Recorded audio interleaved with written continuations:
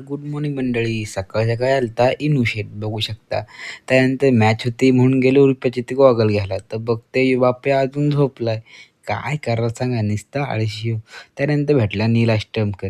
त्यानंतर आपली मॅच चालू होती बघू शकता. प्रसाद मापगावकर चांगला शॉट मारलेला पण मात्र आऊट झाला.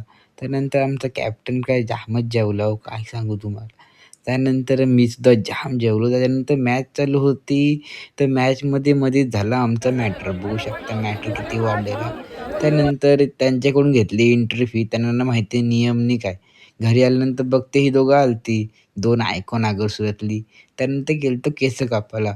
केस कापायला गेलो. तिथून आल्यावर कसला दिसतोय बघा खतरनाक मी. त्यानंतर गेलो खेळायला रोजच्याप्रमाणे रोहित मानेला बॉलिंग केली. मी बोललो रोहित आउट होईल.